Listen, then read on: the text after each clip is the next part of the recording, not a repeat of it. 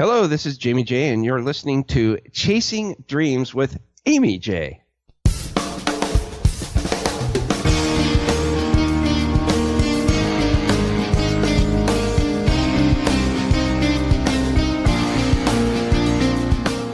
Welcome to Chasing Dreams podcast with Aimee Jay. Aimee believes that realizing a life without regrets is achieved by taking chances, chasing your dreams, making moves, and overcoming your doubts. The Chasing Dreams podcast will help you overcome life's obstacles, believe in your potential, and inspire you to face your fears. And now here's the woman who is passionately pursuing her dreams, Aimee Jay.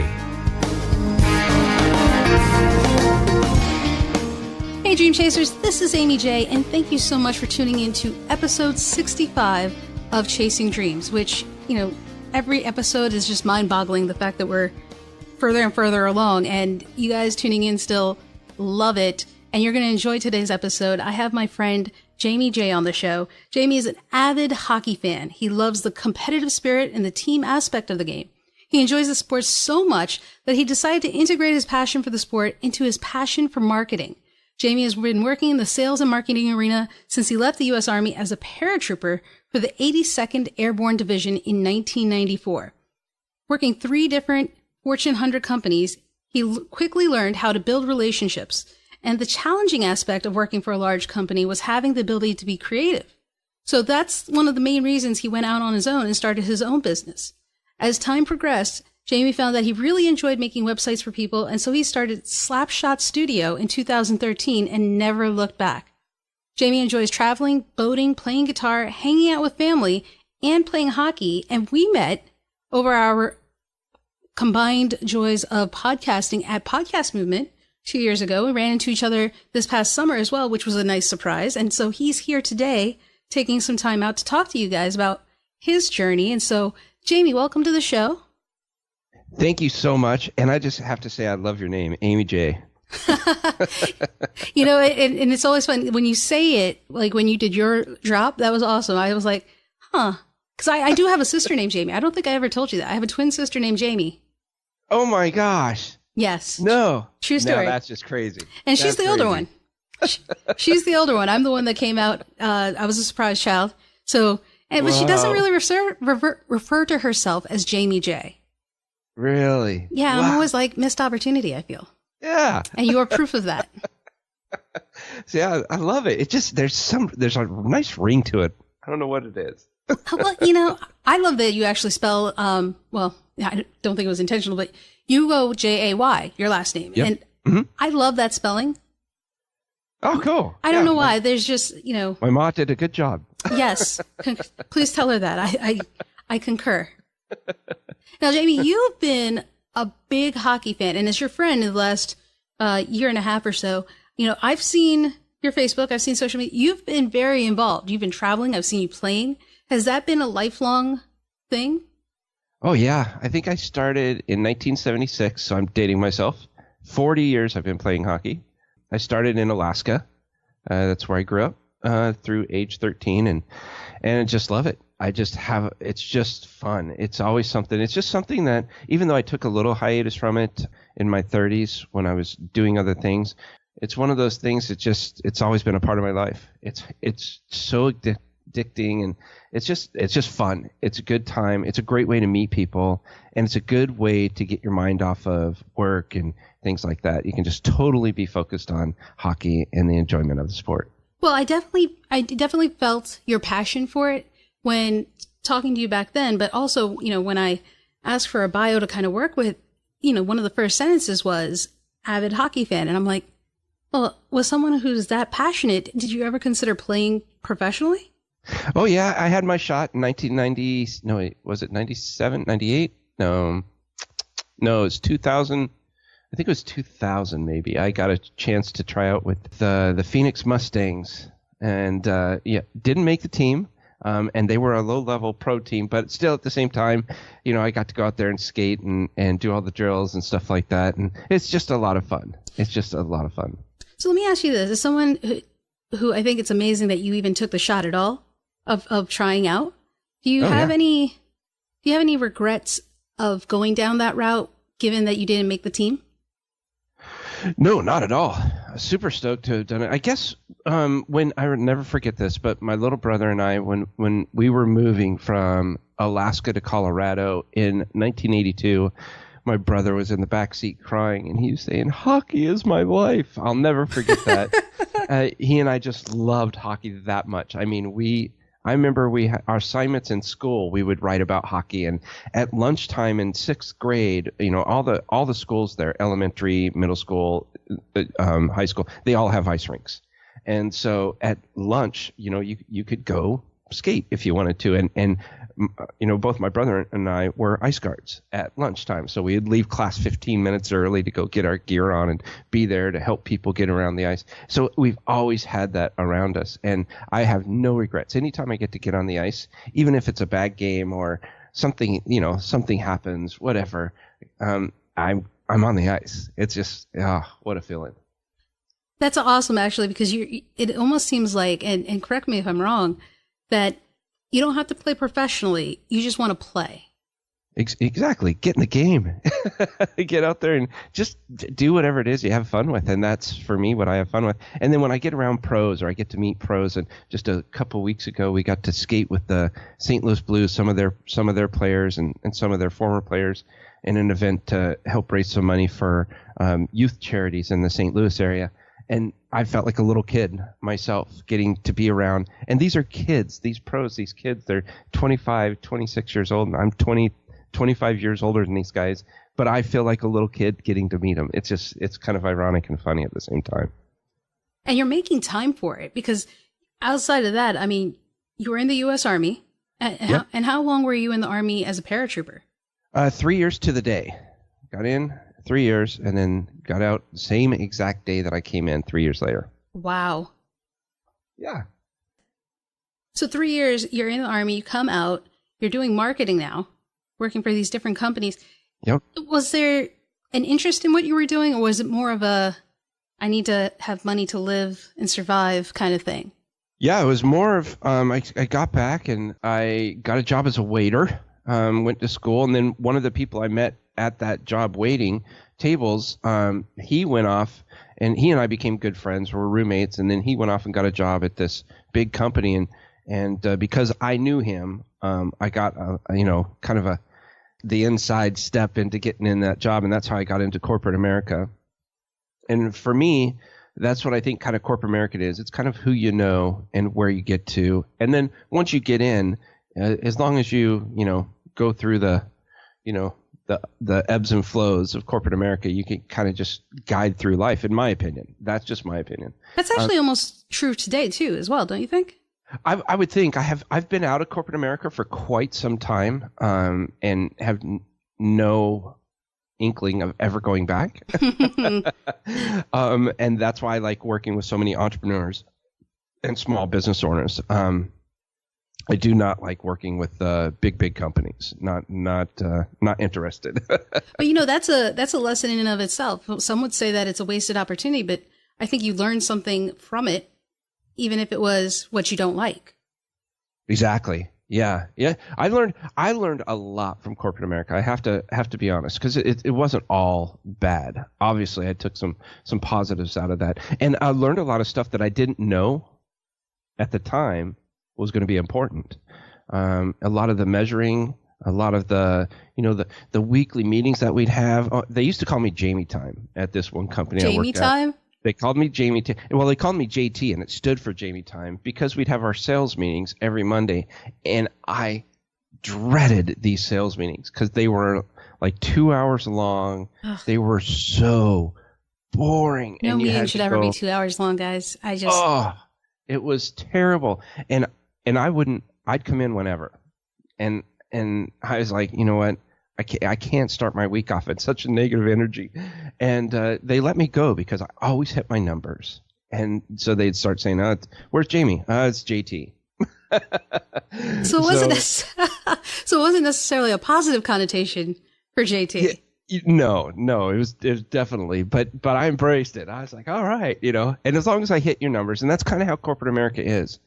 If you hit your numbers, no one bothers you. If you don't hit your numbers, then they're all over you. And it's it's either happy or doom and gloom. It's one or the other. There's really no happy medium, and it's just not a fun way to live your life. I'm just don't like it. and you're not necessarily wrong. And it's not that every place is like that, guys, but you're right. There are a number of places, not just corporate America, government and other businesses do have the same kind of mentality where it's quota based, billable hours for lawyers, numbers you got to hit for production for other places. Yeah. And, to those who can do it, kudos to you.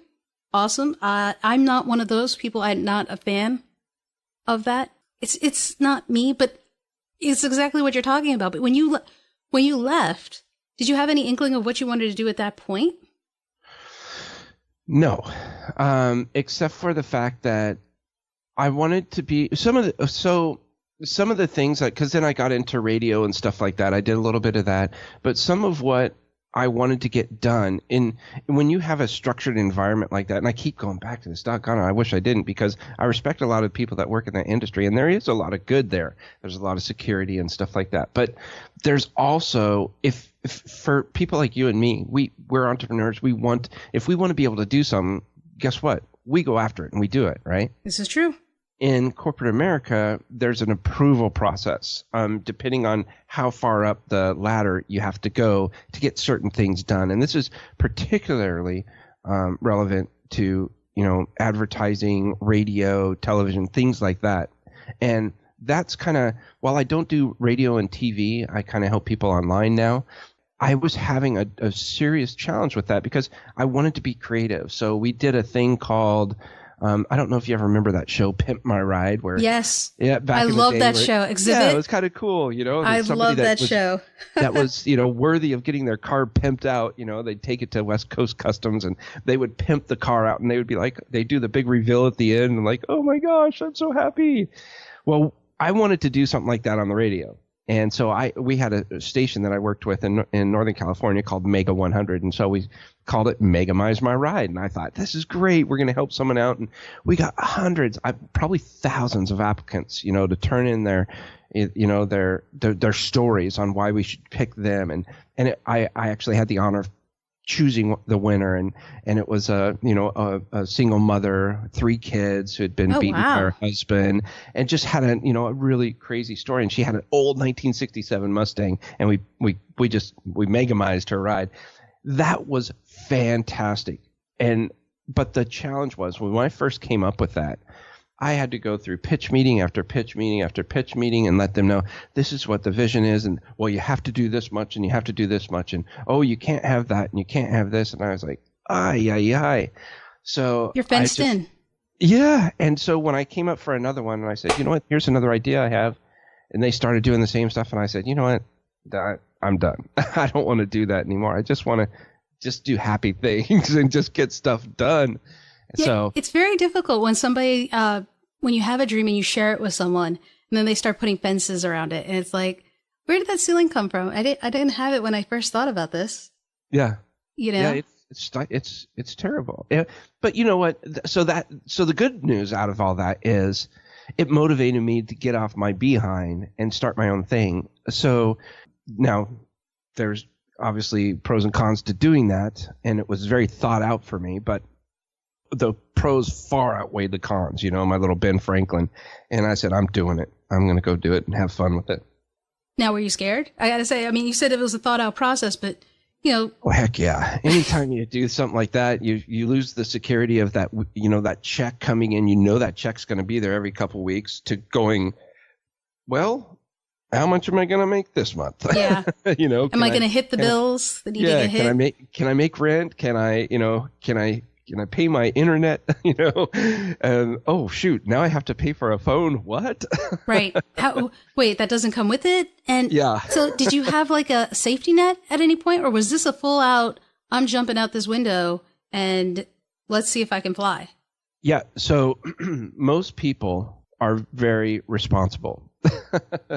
I guess I should say in my mind, I would think most people are responsible in doing this. And a lot of people that I talk to now, I call them entrepreneurs. They're planning out a way of living out their dreams, by replacing their income. Right.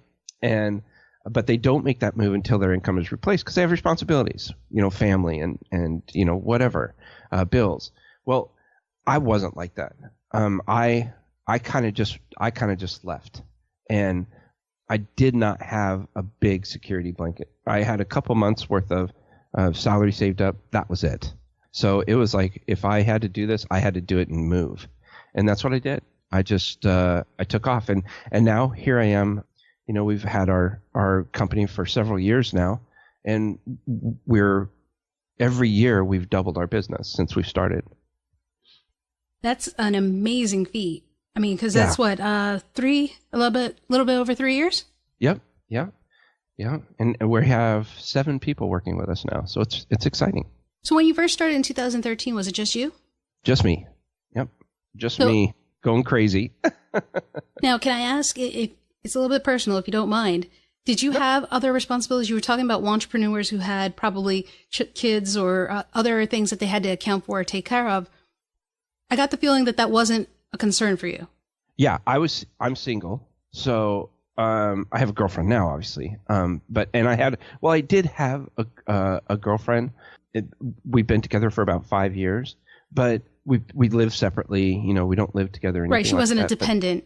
Exactly. Okay. So yeah, it was tough, but at the same time, I was very fortunate with my situation, and I was, I could pretty much do what I wanted to do, and it wouldn't really affect other people. So I did have that as a little bit of where most people, I'm 46, most people are married with kids or whatever. They have their life going on, whether or not they're married or not. But for me, it was just me. So I did have that as in my opinion, was a blessing, so that it wouldn't affect anybody else.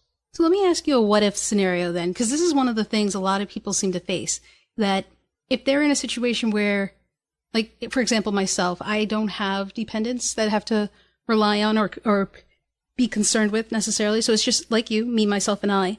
And so, it's easier for me to take risks as a result. Right. And it sounded like the same thing for you. What if you did have dependents? Do you think your mindset, your approach to taking that jump would have been different? And do you think it would have been a delayed result? You would have gotten the same answer? It would have been 100% different. I wouldn't have done the same thing. No doubt in my mind. I would have been in corporate America for a much longer time. And I would have worked a little bit harder because, to me, family, I know I'm single. I mean, I have my girlfriend and all, but family is a huge deal for me. And I respect the heck out of even the people that are on the staff here. If they're working overtime, I mean, it's very rare that happens. During the week, they have to take a minimum of 1 3-hour block personal time during the week where it's actually work time, where they're going out and having fun. I play hockey. I tell them to go do what they want, spend time with their family, and it's really a big deal for me. It really, really is. That's really cool. Not a lot of I know very few that do that. Yeah, well, I think it's huge. And so if I had the family, the house and the family and the kids and all that stuff, then I would have definitely totally gone about it differently. And I would have eventually got to where I'm at right now. I know it just because I'm just stubborn like that. But the key to doing that, I think, would be to communicate and get your family on board, not just your wife, your husband, but your kids. Involve them. Now, you don't want to involve your kids at the level that you involve, your spouse, but get everybody involved and on the same page so that when that transition happens, the expectations are set and everybody is communicating. And I really, really think that would help people that are thinking about doing this out a lot. And I want to kind of focus on what you said just then also is you seem really sure that you would have still reached a point that you would be doing what you're doing today. It may have been delayed and may have taken longer, but you seemed really sure, and you said it's because you were stubborn. Yeah. Well, and I love what I do. So do you think those two things play a part in it? 100%. I think stubborn and I want to say selfishness is but being both stubborn and selfish, those are actually good things. So there's a lot of negative connotations associated with those normally, in my opinion. But if you want to be able to take care of your family or do the things in life that you want to do, you have to be stubborn, meaning that you have to keep doing what you need to do in order to get where you want to be, but you also have to be selfish. So if I don't take care of myself, provide for myself, and make sure that everything is done for me, how in the heck am I supposed to take care of someone else? And that includes personal and professional. So if I can't take care of myself and have my bills paid and, build the company effectively, how is a client going to look at me and say, well, how are you going to help me if you're all messed up? Or same thing with your family. It's true. Yeah. So be stubborn and be selfish and be proud of that. And so you actually, I guess, even though it didn't occur in that form, I'm pretty sure you were pretty stubborn probably in forming the company. And was the initial incarnation of Slapshot Studios that? Or was it one thing and it's evolved into Slapshot Studios? Yeah, it was always going to be Slapshot Studio, but it did start out pretty much just doing websites. And then it kind of grew. Then my message got all conflicted. What, Jaime? What do you do? I was going to say, what do you mean by a conflicted message? Were you? Yeah, I was doing so many different things. And I had it on more than one occasion where people would say, Jaime, what the heck do you do? You do not want people to ask you that, right? Like if you tell them, yeah, well, we do video and we do this and we do that. And then somebody goes, what do you do exactly? So I had to kind of pull back and kind of reevaluate. And, that's what we've been working on over the past 6 to 8 months. So we're finally getting the direction down, and we split the companies up into 5 different companies. And so it's good. It's good now. We're focusing on that. And 2017 will bring a brand new message, and it'll be a lot clearer, a lot more understandable for people. Now, that's actually an interesting thing you said. When people were confused by your message and what you were doing, and that you took some time to evaluate that, what kind of goes into that thought process? I mean, you divided it into 5 companies. Did you have 5 different messages going on? You sure did. Yeah, because that explained it. Yeah, it was tough because, as what we called then a digital agency, there's several different aspects to an agency. But the only problem is if you don't have an infrastructure built in to manage each segment or each vertical within that agency, then it's like I said, conflicted. People don't understand. It gets all wishy-washy. So what I did is, since I don't have, a 100-person agency or whatever these big agencies do, I broke it down into 5 different brands so that we could brand each one separately and independently of one another. However, market them together in such a way that it makes sense for someone to, look at that and say, oh, I see exactly what they're saying, or I see what they're doing. So you kind of have like a recurring theme amongst all of them, but they each have their own unique message. Exactly. Okay. Exactly. Yeah. So I have, you have the 5 different companies, A, B, C, D, E. And then what I did was I'm coming up with this brand I'm calling it the 5 barriers to online success. Well, the 5 barriers, I've provided a solution for each one of those barriers in that particular brand. So that's how I'm kind of pulling them all together. Oh, that's very cool. Yeah. Yeah. So you have like an umbrella, right? Mm-hmm. With the different areas or points underneath it. Yes, exactly. So you're doing now. So now, Jaime, you went from one company to essentially 5 companies, and you love hockey. You have a girlfriend, and how are you finding time for all this? Believe it or not, I only work about 4.5 days a week. No, I don't believe it. Yeah, it's awesome. And same with my entire staff. Nobody works overtime, which is really, really cool and really powerful, I think.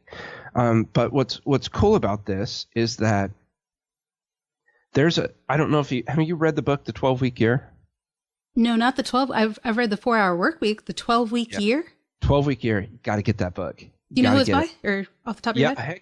Heck yeah. It's by Brian P. Moran and Michael Lennington. Okay. Get that book, and I recommend that your listeners get that book. Inside that book, it just completely flipped the whole world upside down for me.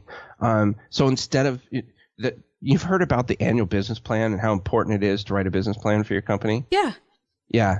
Don't do that. Basically, you do that for a 12-week year. So you, in essence, turn the next 90 days into your year. And you'll accomplish more in 90 days than most people do all year. And why is that? Because you have 4 times as many chances to account for your actions than you do in a year. And it's really, really cool because it sets you, and it really literally walks you step by step through what you should do there. And it takes down your goals, all that kind of cool stuff. It's all based off of a vision statement that you create.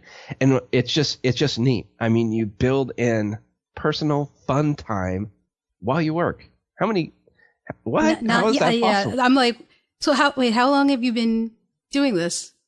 Actually, I've been doing it for about a month now. That's how long we've been going through the book, right? That's great. So what's really cool about this is that you could take about a week to put this all together, because when you're doing this, you're completely planning your life. I mean, it's a game changer. So this book has had more impact for me than any other book I've ever read in my life, and I've read a lot of books. So I can't recommend enough that you get the book and check it out. Well, I'm looking at it now because, mobile is a thing.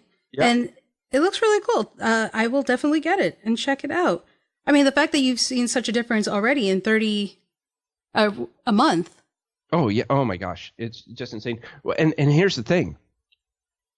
I haven't even started my first 12-week year. It starts on Monday. So how did you hear about this? I can tell you. Well, through a mastermind group. Okay. And so I'm involved in a mastermind group, and I love mastermind. So if you and your listeners can get involved in a mastermind group, that's huge. It's been very, very helpful for me being able.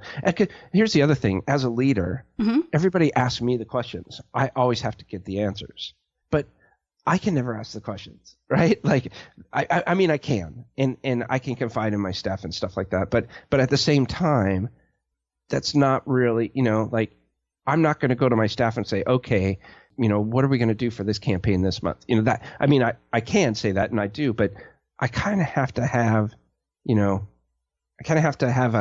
a vision for the company, right? But when I get into question about the vision, mission, core values, who do I get to ask? It's kind of like, so that's where a mastermind comes in. And so they brought this up, and I mean, it looks like a fantastic book and resource. Oh my gosh, yeah. You're gonna have to check back in with me and let me know how this goes. Oh, I definitely will. And I built a little spreadsheet. I'll send that over to you.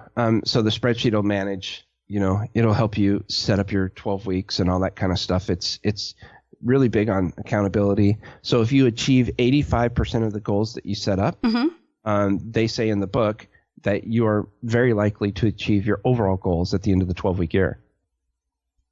That's so fascinating. I'm very curious. Yeah, you know what? We should bring you back after a year. Yeah. Just to talk about. After the 12-week year? Yeah. And just so you know, this is what the 12-week year will do for me. That would be January 6th. That's the last day of my 12-week year. Okay. So I also know you can ask me, what am I doing on November 8th or November 7th? Or, it's really cool how that goes out there. And I've built out what I'm doing every single day for the next 90 days. It's amazing. It's a great way to just kind of outlook it. So let me ask you this. As you were preparing this, right? Because you've gone through quite a journey yourself, right? You went as a hockey fan, as trying out, not making it, going into the Army, finishing 3 years later, doing Fortune 100 companies, 3 of them, and then coming out, and then starting your own company and kind of seeing that evolve, right? You've seen the different stages and you've kind of had different experiences. And now you sit down and you kind of do this vision statement and whatnot, and you kind of look to the future. What was that like? Did you just kind of say, if sky was the limit, this is what I'm looking for? Exactly. I said, so we're going to go in November. We're doing a little retreat, and it's a come as you will be in 2020. And so each of us are going to talk for about 8 minutes, and there's, I think, about 35 or 40 of us going. And so we each talk about 8 minutes, and we're going to talk about exactly what we think our life will be or look like in 2020. And what's cool when you do something like that and discuss it with friends or family to get their feedback, and it's cool because you say, wow, that's really what I want. And, I'm communicating it. Everybody knows about it to help out with accountability, right? That's why you talk with other people about that stuff. Sure. And one thing, accountability is not consequences, right? Accountability is action. So a lot of people get another negative connotation when it comes to accountability, and I don't want that to be the case. So they have to think of accountability as a positive. And then one more thing from this book before I go back, and I'm sorry to get off track there, Aimee, but I'm so excited about this. Hey, I'm glad you talked about this book. So one more thing about this book is success. And I'd love to ask you what your definition of success is. A lack of regret. A lack of regret? Well, yeah, because, Okay. I'm a big proponent of that life is short and, you should live without regret. For example, you went and tried out for the hockey team, right? Mm-hmm. If you had not, then you would have probably regretted it. Oh, yeah, of right? course. And so making the decision to try out, for me, that's all it takes. I mean, it's a low threshold almost, but honestly, taking the chances I do and whatnot, I find that to be the success. The things that come from that, I think, are bonuses. Right. Well, if you look at success from a business standpoint, what would be your definition of success? The immediate thought is a positive revenue. Okay, a positive revenue. Perfect. So that is pretty much what most people consider a success to be, doing well financially. Yes. I'm talking strictly business here. I'm not talking anything else. Sure, yeah. That's usually the number one thing. Okay. I'd like to argue against that point and challenge your thought process and see what you think about this. And all right. This kind of opened up my mind and blew me away. One of the things that I look at is, for my peers, what I thought was success, they would recognize, hey, I've been doing good. I'm doing well financially. I'm getting out there. People are knowing who I am. That's success, right? Mm-hmm. Kevin Hart is a comedian. I think he's hilarious. The highest paid comedian right now, right? Yes. So people consider him successful. Correct. And he's been around for what, 2 years, 3 years, not a long time. Okay. Here's why I challenge that whole thought process. I think he became successful 14 years ago when he went on his first audition and when he thought of how he was going to get to where he wanted to be. Have you heard the story about his Bible and his grandma? No. Okay, so what happened was he was having a hard time making rent because he was trying so hard to go to all these auditions and everything like this. And so he would go to do this, audition, but then he'd say, "Hey, Grandma, please, can I borrow some money for rent? I'm almost there. I'm doing all these auditions." And this was a long time ago. And she would tell him, "Kevin, I want you to go read your Bible. Read your Bible." And he'd go, "Okay, Grandma." And he'd go on all this stuff. And he's like, "Hey, Grandma, I'm a week over my rent. I can't, I don't have all of it. Can I please borrow some money?" She said, "Kevin, go read your Bible." "Grandma, I can't." Okay, fine. And then he'd come back, he's like 2 weeks late and the landlord's saying, "Hey, man, you got to pay your bill." Yeah. And he comes, "Grandma, please, Kevin, you haven't read your Bible."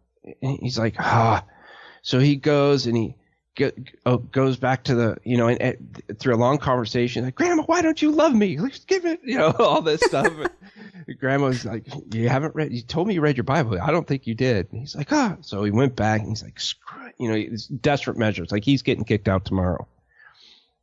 So he goes, pulls out the Bible that his grandma gave him, opened it up, and there's all his rent money. Oh, man. And it's just kind of a neat story, but it goes to show a little bit about life lessons and keeping out there. And while this seems like it's a little bit off topic, it's not, because it goes back to my definition of success. He was living, barely getting by, because he was going after his dream. That's how much he wanted it. Right. Now, all of a sudden, 2 to 3 years, the last 2 to 3 years, he's everywhere. Well, it's the same thing in our business. You're not productive when you're successful. You're not. You're productive when you're planning. And that's where I like to challenge people's thought about what success is. Your success comes from planning. So me, when I did this 12-week year and I planned out the next 12 weeks, I'm considering myself successful. I did it. That is my success. Now, others may not know that, but frankly, to be honest, I don't care, because I need to know that I was successful and I did something I set out to do. And we'll see where this takes us. We have no idea, but I have a pretty good inkling that because I know what's going to happen every single day for the next 90 days, I'm not stressed. I'm not nervous. I know exactly what I'm supposed to be doing. And there's really cool tricks in there on what to do when something sporadically comes up. Everybody has that, right? And that's going to mess up your schedule. Sure. Yeah. Well, those unknown surprises. Yeah. Well, that's built into the 12-week year. So it's pretty dang exciting. Well, so I was going to ask you, in the sense that you said planning is success. You're not saying that because you've planned it in such a way that it won't fail, right? Every step as a guaranteed, it's already set. You're going to always meet whatever you've planned. Well, yeah, but now that's not to say that everything's set in stone. Okay. Because you can still, make changes along the way, but you have to go back to your core values or your vision and make sure it's in line with what your end goals are before you make that change. So there's some things you have to take into consideration, but my point is the success comes from when you're most productive. And when you're most productive is in your planning stages for doing something great. That is true. I got to admit, I love planning. That's also because I like logistics and planning in general. But I do see what you're saying in the sense that if I go ahead and put something together and I have a plan for X project, then I'm pretty confident that the X is going to happen regardless of what's going to pop up because I planned it. Yeah.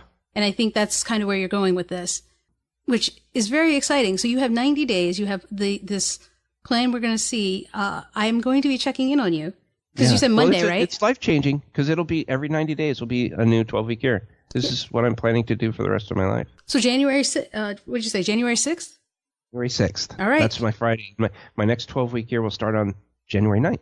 I have just put it into my calendar to check with you around then to see how things are going. Awesome. Be like, isn't it that time? Oh, yeah. Hey, Jamie, how's it going? Be like, okay. And I will happily share it with you guys. And we'll have Jamie back on the show to talk about this. That would be incredible. So, Jamie, this is a Saturday, guys, that we're recording this, and you have the day ahead of you. So what is something that you're kind of looking forward to today? What am I looking forward to today?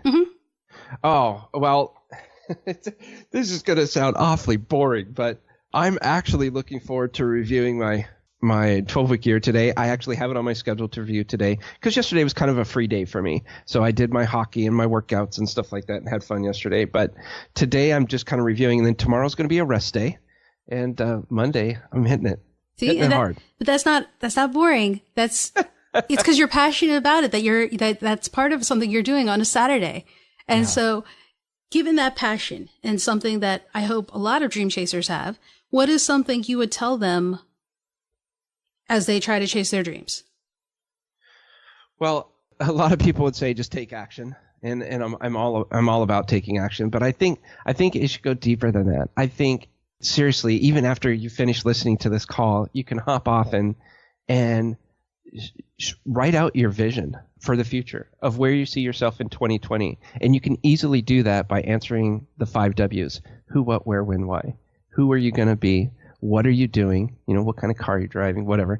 Who, what, where are you going to be? When, 2020, when is this going to be happening in 2020? Is it the summer? Is it the spring? Is it the fall? And then why? What is your why? If you can put those 5 W's together, you'll pretty much have a vision, a core value, a vision statement of who you are. I think that'll help you, give you tons of direction. There you have it, guys. Some guidance for you to have a vision to move forward for your dreams. Yeah, great advice, Jamie. And I'm so happy you're able to come on the show and share that. Definitely check out the book. Very excited about that. And good luck with your next 90 days. Thank you. It's so awesome being on the show, Aimee. Thank you. And guys, that was Jaime Jay, who is embarked on an amazing 90 days to his goal. And so I will check back with him in 2017, because that'd be the new year, and see how things are going with him. And in the meantime, you guys should take his advice to heart. Take some time, and if you don't have a clear idea of what your vision is, answer the 5 W's so that you can have a little bit more of a solid form of your vision, of your dream that you're chasing. Otherwise, you're just chasing a mist, and that's not productive for anyone, let alone you, the most important one. So go do that, and then also go check out the show notes page, which has all the links mentioned today, as well as the books Jaime mentioned. And you can find that over at chasingdreamshq.com/episode 65. That's episode 65. Till next time, guys, keep chasing. Thank you so much for listening to Chasing Dreams. Aimee would love to connect with you and hear all about your pursuit of chasing your dreams. Connect with her on Facebook, Twitter, or Instagram via @ChasingDreamsHQ. Or you can find Aimee on Twitter @AimieJ21. That's AIMEEJ21. Be sure to visit headquarters over at ChasingDreamsHQ.com for more inspiration, motivation, and resources to help with your own dream chase. We hope you'll join Aimee next week, and until then, keep chasing.